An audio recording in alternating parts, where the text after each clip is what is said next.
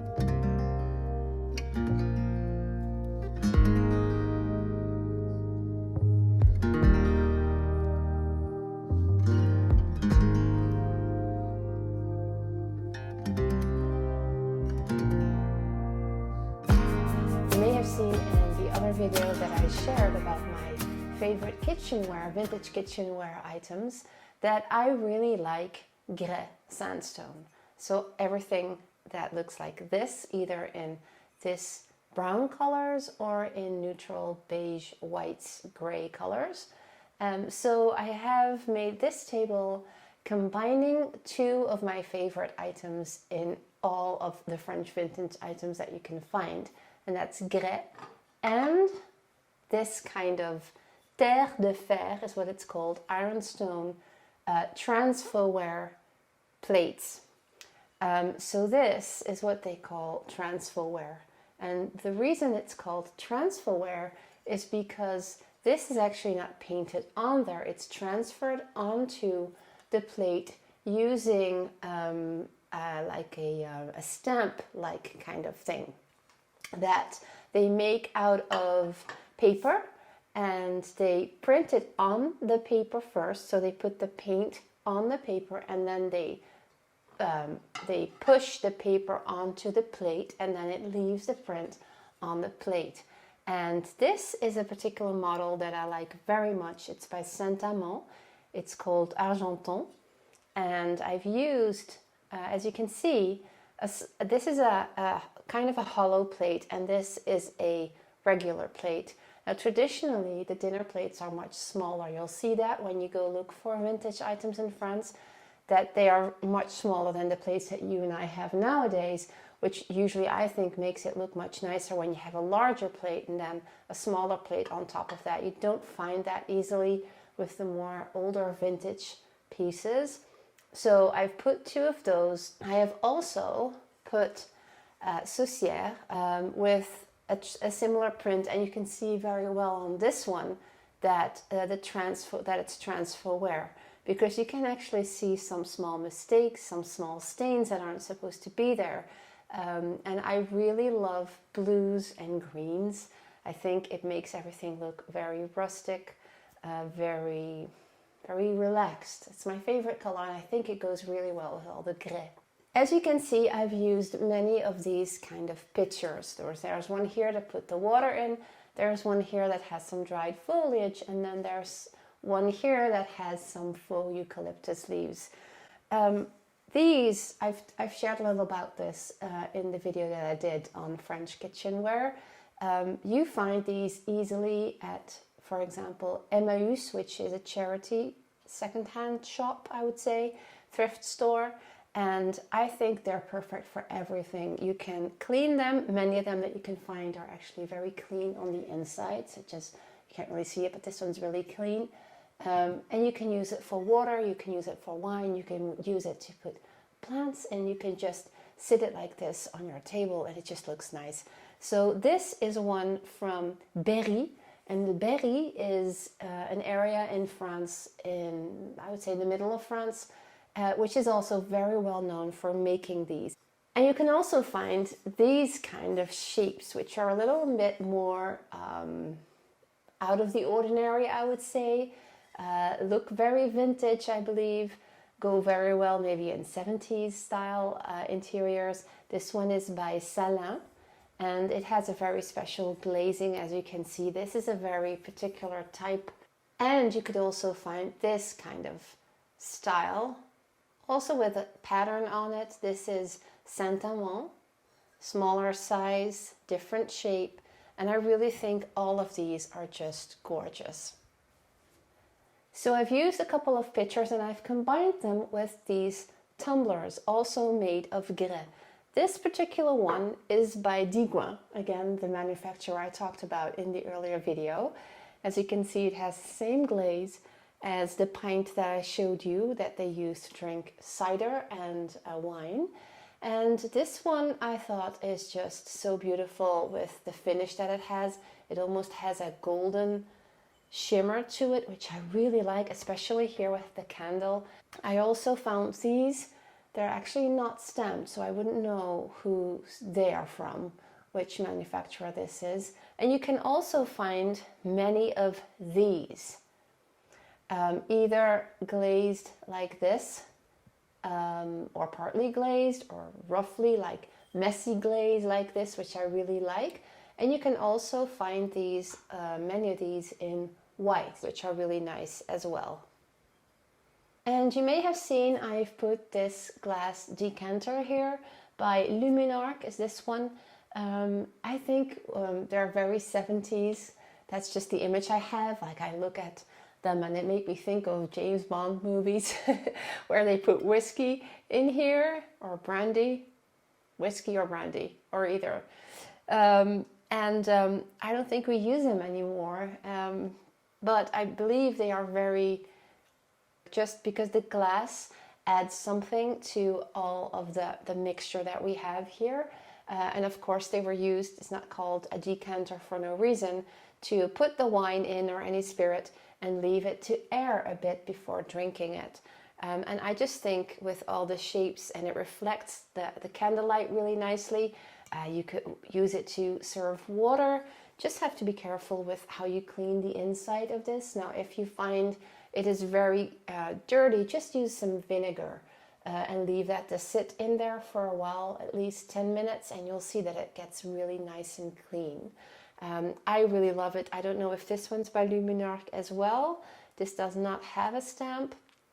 This one is, and it still has the sticker with the brand on it, which you see a lot when you buy specific types of glassware, especially when you buy crystal glassware. They often still have the stickers on it. So traditionally people got that for maybe their wedding gift, and they kept it for the good, like the Sundays and the holidays, because they wanted to really be careful with it, and then they ended up never being used, in my opinion. So that's why you still find a lot of stickers on them. For the candles, you can see I've used two things. One is a grès bowl again, and I've shared a video about how I made these candles using soy wax. I don't like mineral wax because it's really not good for your health, the fumes that come from it. And I think this just looks lovely with the grès that we use on the table. And I have used these baking molds, and I personally believe the rustier, the more beautiful they look. I have two other ones here that are a bit more shiny and new. These are really easy to find either at brocante stores or just at any thrift store in the kitchen stuff section. And I just thought it looked really nice, and I've layered a bigger and a smaller one. It's just an easy idea to use candles on your dinner table, or maybe have a whole row of this on your mantle. That could look really nice. I wanted to show you a few more of these terre de fer. So terre de fer is really very, very famous and wanted in France, also among French brocante collectors and worldwide, of course. This, I've showed you this one before, is Roya by Digon. I also really like this one, Digon, again, and then in cooperation with Sarreguemines, which is in the northeast of France. Really beautiful pattern, so simple, but so beautiful. And then I also really like this one. And then finally, I've used some glass as well. Like I said, it brings a different texture to the table. This is crystal, a crystal glass. I actually found this at the vide maison of one of my neighbors. There was a woman in the village that used to have a restaurant, a really well-known restaurant here in Bonne. That's what everybody knew her for. She did large dinner parties way before we moved here. And when her house was sold, her daughter sold the entire interior. And I found these beautiful crystal glasses. I have, I think, 8 of these. One thing I think you know, maybe you don't, now you do. If you want to check when you're looking for vintage items, whether something is crystal or glass, all you need to do is do this. And when it keeps ringing like this, like it's singing, then it's crystal. I've used some old silverware. I don't have a huge set of silverware in my collection. I do buy some items like these, and something to look out for when you're looking for silver. Most is silver plated. And if you want to check whether your cutlery or spoons or forks are real silver, there's 2 things you can do. You can check the weight. So the heavier, the more likely it is solid silver. The lighter, this one for example is really light. So this is definitely silver plated, I think is the word. So it's covered in a small layer of silver. And also the real silver will always have a stamp, 2 usually. Silverware was actually often put like this when they set the table, to show off the beautiful decorations that were usually on the other side. As you can see, for example, with this spoon, here you see the stamps, which tells you, I think these are silver. And if I turn it around, You can see it's really nicely decorated on the other side. And you can clearly see the difference with this one. You find these fairly easily in entire sets. It's quite light, so it's really very lightly plated with silver. And actually when these turn yellow or maybe look a little golden, it's just because the plating has come off. That's just because it's worn.